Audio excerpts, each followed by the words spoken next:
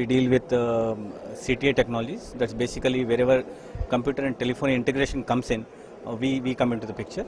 In these areas, the products are call center solutions, IVRS solutions, IPPBX solutions, and the hardware related to the CTI solutions.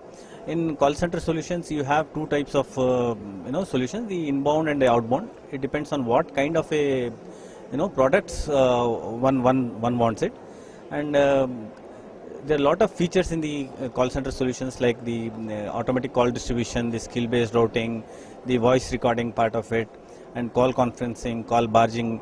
All these features which will be very much helpful in the call center usages of people.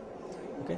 Coming to the IPPBX, these IPPBX solutions are very much useful, and they reduce the telecalling costs, calling costs between companies. Like for example, if you have four branches of companies, you can call up between these companies and literally reduce the call rates. Like for example, if you are calling from Hyderabad to any other office anywhere in the world, for example, you by using IPPBX, you actually reduce your calling cost to negligible rates, almost zero. Like only cost what you'll have is the initial investment cost which is there. Otherwise, since it's based on IPs, the only cost you are having is the internet cost, which is already there in organizations.